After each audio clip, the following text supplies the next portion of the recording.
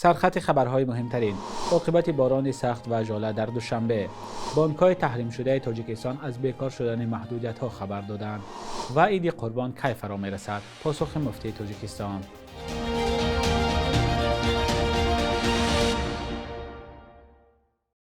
سلام بینندگان عزیز، برنامه نویدی بامدادی است با آخرین خبرهای تاجیکستان و جهان. امروز 1 می سال 2026 است. در پی باریدن باران سیل و ژاله سخت به تهخانه چندین بنا در شهر دوشنبه آب درآمده است و کارهای برطرف کنی ادامه دارند. در این باره از ریاست حالتهای فوق‌العاده شهر دوشنبه صبح 1 می به رادیوی آزادی خبر دادند. منبع گفت در حادثه روز گذشته یگان تلفات جانی به قید گرفتن نشده است. مقامات میگویند ضرر رسیده از این آفت طبیعی را حساب دارند و اخبارات رسمی بعداً پخش می شود. بعضی از ساکنان مخصوصاً از ناحیه سینا به رادیوی آزادی شکایت کردند که تهخانه بنای جس و حولیشان زیر آب مانده است. روز 3 اپریل باران سیل و ژاله سخت زندگی و حرکت مردم در شهر دوشنبه پایتخت تاجیکستان را مشکل کرد.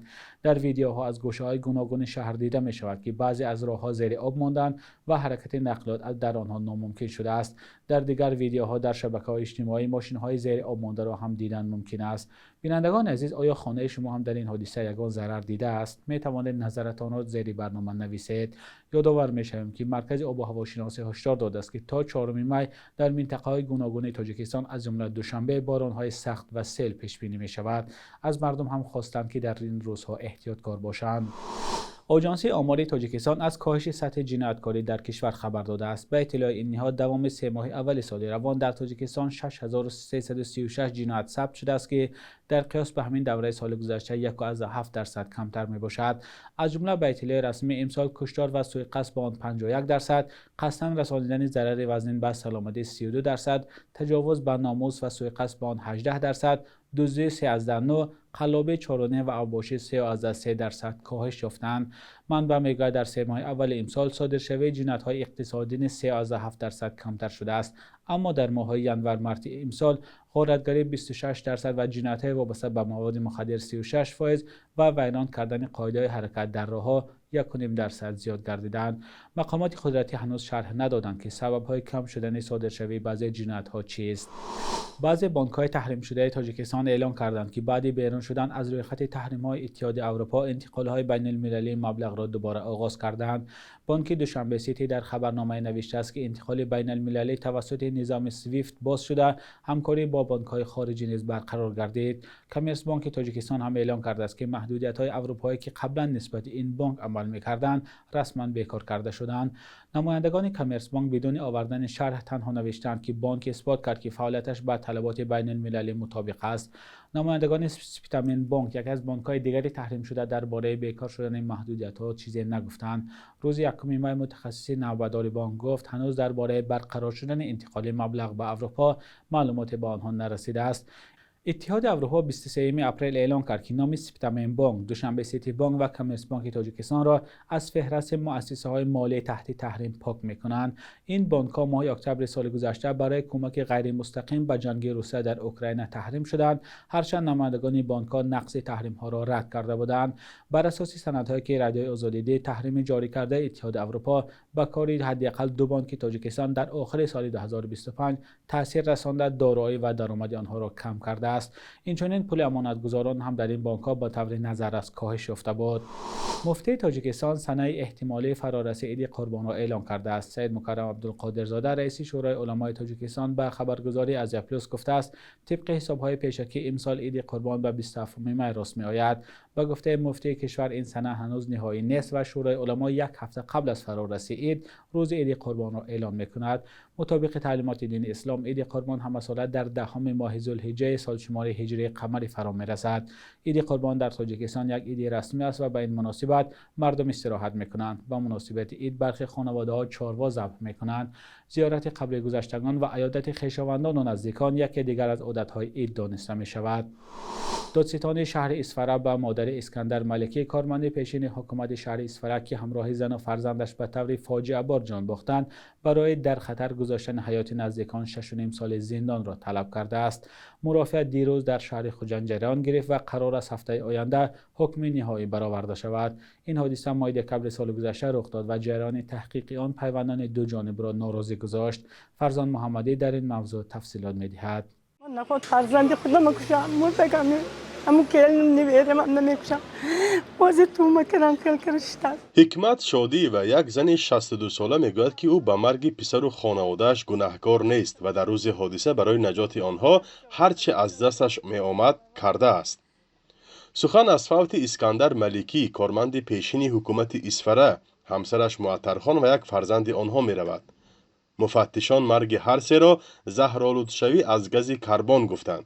شادی و بعد 5 ماه حادثه اولین بار جریان رخداد حادثه را چنین نقل می کند.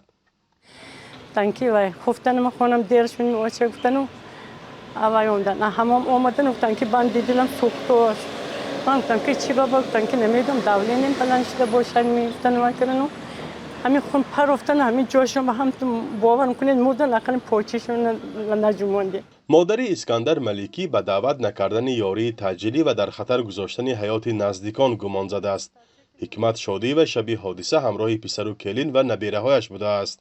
با او از 2 تا 7 سال زندان تهدید می کند. فعلا مرافعه دادگاهی او در شهر خوجند جریان دارد و روز 29 اپریل دادستان شهر اسفره به شادی و 6 سال و 6 ماه زندان را طلب کرد. من این بچه‌م به زنگ زدم که تلفنش کشتگی این با دیگه هیچ جای من زنگم زدن نمیتونم همون روشانه گفتم تلفن نیست وای عیش کی زد تلفن خودم به پول بود وای کنم وای سکور نمرش اقلم نمیدونم من قشلوقمو به من اینو پرسید قشلوقمو به سکوری نیست. با گذشت ماه‌ها مقامات شهر اسفره مسئله را رسما شرح ندادند.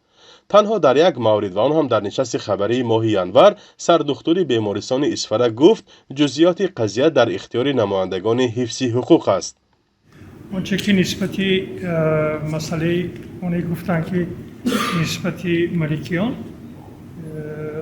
در حقیقت اونجا زهرآلودشوی آمیخته خیلی که شما قید کردید محترم رئیس ارگان‌های حفظ حقوق در نزد آنها الان زهرآلودشوی مثلا بگوییم که باتولیزم یا دیگر چیزها به قید گرفته نشده است. از خانه سنگ شیمیایی زهرآلود نیتریت برآمدگی اکسپرت کجا کردم این چیزه. اما مهیا معروفزاده مادر عروس اسکندر ملیکی میگوید در این مورد شبهه و سوالهای زیاد دارد. خانه که اینا استقامت میکردن استیاپلی پولو رادیاتور گرم کرده میشد به واسطه برق. اونجا صندلی نیست، پچکی الوی نیست، انگیش سنگ نیست، kömür نیست. چرا میگن که گازی کربن، نه گازی ژیژینی، نه گازی پروپان، نه گازی بوتان. بسیار شبهه آور. من نمیدونم گشوده شوی همین جنایت چخیل طول کشیده است که قفای این کار ایستاده است به من جدا و شبهه آور. قرار است هفته آینده دادرس حکم را خواند، اما انتظار نمی رود که این حکم نیز همه جزئیات را بازگو کند.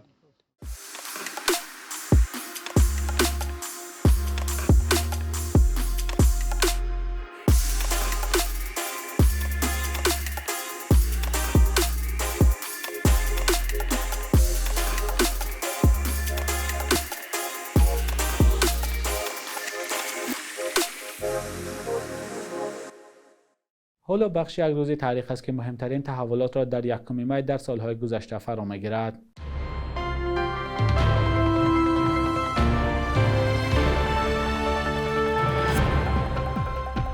یکم مای در تقویم کشورهای غرب و اروپا چون روزی بین‌المللی مهنتکشان درج یافته است که با مبارزه‌های صنفی کارگران این کشورها برای جاری شدن ساعت کاری 8 روزه ربط می‌گیرد. آخر سالهای 1800 آن به طلب مهم بلشویک‌ها و پرولتارها کمونیست‌های بعدی هم تبدیل شد و در اتحاد شوروی هم 1 می چون روز همراهی مهنتکشان و روز رسمی استراحت برای تبلیغ حکومت کمونیستی استفاده می‌شد. در قانون تاجیکستان درباره روزهای عید 1 می چون روز بین‌المللی یک دلی مهنتکشان ثبت شده روز کاری میباشد. در روزهای آخر جنگ دوم جهان در اروپا 1 می سال 1945 در نتیجه جنگ‌های شدید در بالای بینای پارلمان آلمان نازی ریخستاگ پرچم اتحاد شوروی افروخته شد. اشغال ریخستاگ چون رمز مهم سیاسی سقوط رژیم فاشیسم ارزیابی می شود. تاریخ‌نگاران شوروی سالیان زیاد نقشی تنها 3 سرباز الکسی بیرست، میلیتون کانتاری گورجی و میخائیل یگورف را چون پرچم افروزان ریخستاگ یاد می‌کردند، ولی بعداً از نقش ملت‌های دیگر از جمله از سهم نظامیان تاجیک رجب ایشانوف، بتالیون عطا عطایف، اتاقل بوستانوف چون شرکت‌داران فعال جنگ‌های اطراف ریخستاگ یاد می‌شود. 1 می سال 1937 زادروز هنرپیشه مردمی تاجیکستان شوروی مریم ایسایووا است که برای تئاتر و کینوی تاجیک بیش از 150 نقش آفریده است. یکی از شاگردان معروف دانشگاه هنری تئاتری به نام لوناچارسکی مسکو اکثر وقت در تئاتر درامایی به نام ابوالقاسم لاهوتی کار کرده است. خواهرش سایرام ایسایووا هم از هنرپیشه‌های معروف است. شبانه روز اخیر قرب روبل روسی و دلار آمریکایی در برابر اسعار ملی سامانه تقریباً بی تغییر بود. صبح امروز در بانک تجارتی تاجیکستان 1000 روبل روسی به 122-123 سامانه برابر است. 100 دلار آمریکایی باشد تا 934 سامانه ارزش دارد. بانک ملی تاجیکستان قرب ارز خارجی را برای 1 می چنین تعیین کرده است.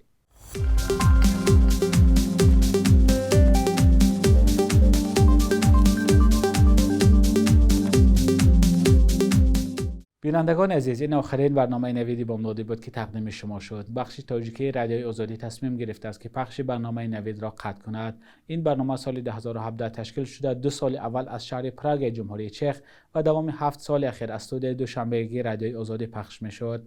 من و جمع همکارانم در دوشنبه و پراگ از شما سپاسگزاریم که دوام 9 سال اخیر برنامه نوید را تماشا کردید و نظر و پیشنهادهای خود را به ما نوشتید.